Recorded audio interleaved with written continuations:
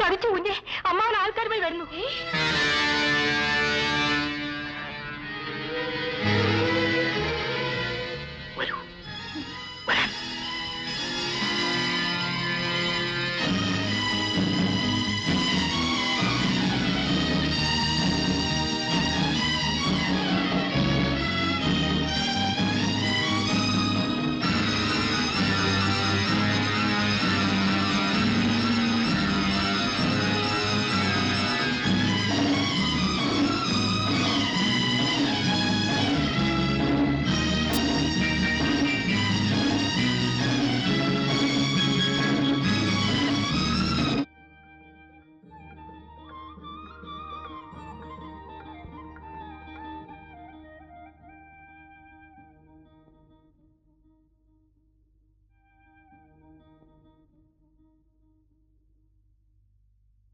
ഇവിടുത്തെ സൗകര്യങ്ങൾ ജയന്തിക്ക് ഇഷ്ടപ്പെടുന്നില്ലെന്ന് എനിക്കറിയാം.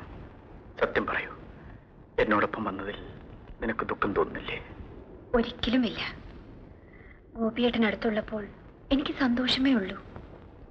ഇവിടെ എന്താണ് ഒരു കുറവ്? കുറച്ച് പാത്രങ്ങൾ വാങ്ങിക്കണം. തൽക്കാലം എനിക്ക് 1-2 സാരിയും, പിന്നെ ഗോപിയേട്ടനും വേണം. ജയന്തി, ഇതിനൊക്കെ കാശ് വേണ്ടേ? നിന്റെ വളയും ചെയിനും വിറ്റ കാശുകൊണ്ടാ ഇത്രയും നാൾ നമ്മൾ കഴിഞ്ഞത്. ഇനി എനിക്കൊരു ജോലി കിട്ടാതെ യാതൊരു വഴിയുമില്ല, നാളത്തെ ആഹാരത്തിന് പോലും. ദിവസവും ജോലി അന്വേഷിച്ചിറങ്ങുന്ന അദ്ദേഹം തിരിച്ചു വരുന്നത് വിഷമത്തോടെയായിരുന്നു. പട്ടിണി എന്താണെന്ന് ഞാൻ ആദ്യമായി അറിഞ്ഞു. ഒരു ദിവസം ഉടുക്കാൻ മറുതുണിയില്ലാതെ ഞാൻ കുളിച്ച് ഈറിനുണക്കി നിൽക്കുമ്പോൾ, വരൂ ജയന്തി, ഇന്നത്തോടെ നമ്മുടെ എല്ലാ ദാരിദ്ര്യവും തീർന്നു. ഇദ്ദേഹമാണ് അതിന് കാരണക്കാരൻ. എന്റെ ഒരു പഴയ സ്നേഹിതനാണ് മിസ്റ്റർ രാജഗോപാൽ. ഇതാ, വേഗം ഡ്രസ് മാറി പുറപ്പെട്ടോളൂ. എങ്ങോട്ട്?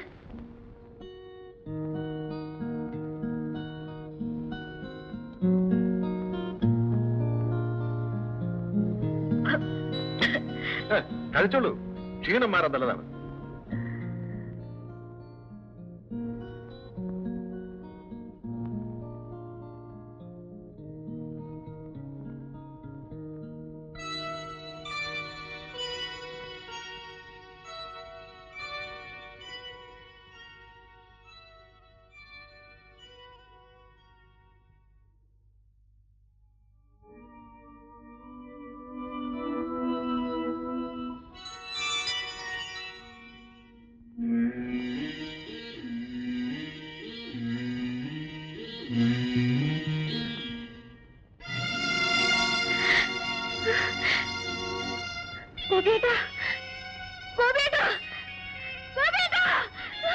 നീ ആരെയാ വിളിക്കുന്നത്? എന്റെ ഭർത്താവ് ഗോപിയേട്ടനെവിടെ? ഗോപിയേട്ടൻ എന്ത് ചെയ്തു? നിങ്ങൾ പറയൂ. അദ്ദേഹത്തെ നിങ്ങൾ എന്ത് ചെയ്തു? പറയൂ.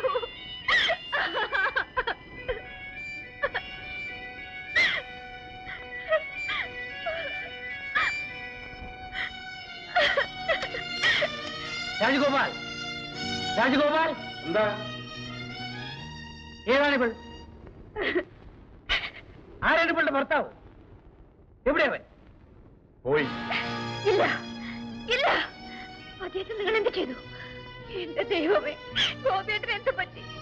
എന്ത് പറ്റി അദ്ദേഹത്തിന്?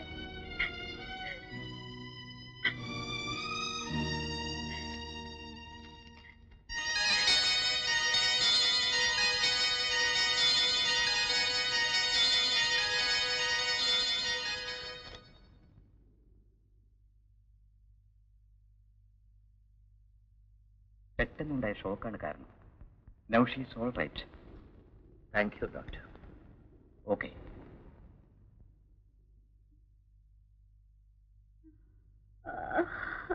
അയ്യോ,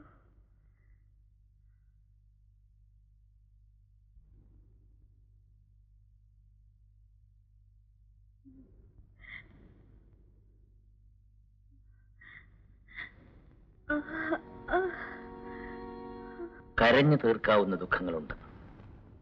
നിന്റെ ദുഃഖം കണ്ണീരിൽ അലിയാത്താണെന്ന് ഞാൻ ഊഹിക്കുന്നു.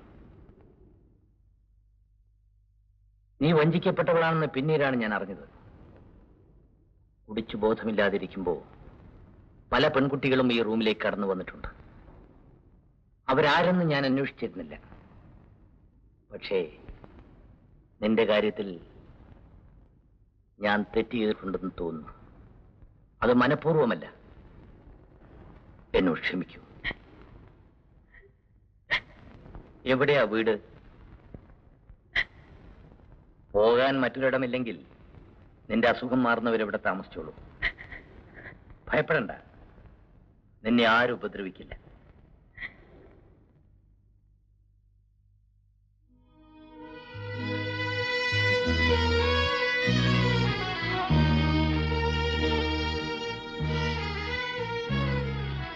നീ ഒരു ഭാഗ്യവതിയാണ്.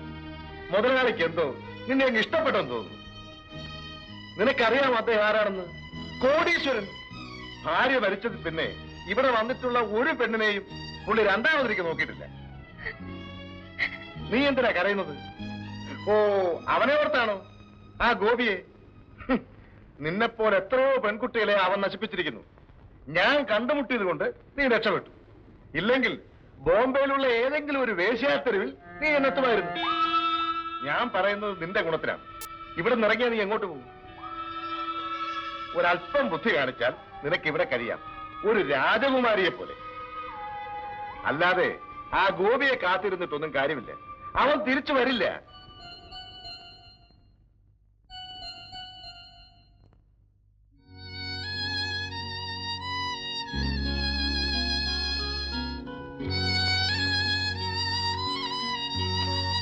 ജയന്തി, നീ സങ്കടപ്പെടരുത്.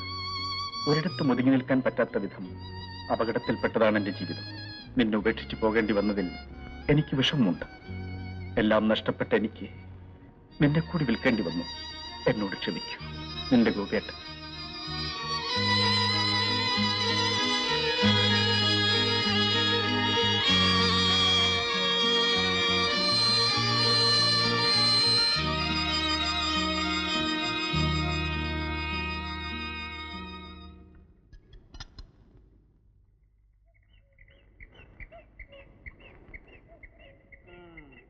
മുമ്പ് വന്നവരല്ലേ ഇരുട്ടത്തായിരുന്നു, ഒരെണ്ണത്തിന് വെളിച്ചത്ത് കണ്ടില്ല.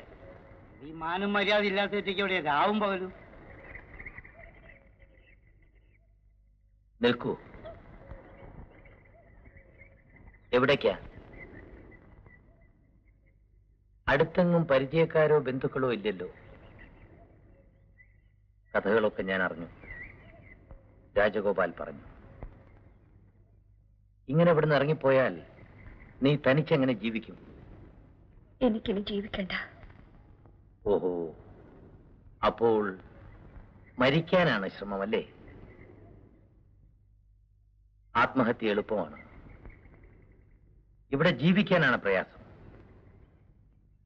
ഇഷ്ടപ്പെട്ട പുരുഷനുമൊത്ത് ഒളിച്ചോടാൻ ധൈര്യം കാണിച്ച നീ ജീവിതത്തിൽ നിന്ന് ഒളിച്ചോടാൻ ശ്രമിക്കുന്നത് ഭീരുത്വമല്ലേ? അതും നിന്നെ വഞ്ചിച്ച ആ ചെറുപ്പക്കാരനെ ചൊല്ലി നീ സ്വയം നശിക്കുന്നതിൽ എന്താണ് അർത്ഥം? കഴിയുമെങ്കിൽ അവനോടുള്ള പ്രതികാരമെന്നോണം ജീവിക്കും. ഞാൻ നിന്നെ സഹായിക്കാം. ഞാൻ ചെയ്ത പാപത്തിന്റെ പ്രായശ്ചിത്തമാണ്. വരൂ.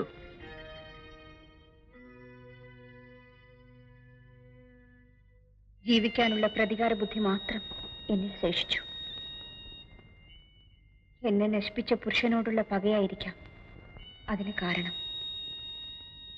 ആ വലിയ വീട്ടിൽ എനിക്ക് അഭയം തന്ന മനുഷ്യനോട് ആദ്യം എനിക്ക് വെറുപ്പ് തോന്നി. കൂടെ കൂടെ അദ്ദേഹത്തിന്റെ സ്വഭാവം ഞാൻ മനസ്സിലാക്കി. കുടിച്ച് സ്വയം നശിക്കുന്ന ആ മനുഷ്യനോട് എനിക്ക് സഹതാപം തോന്നി.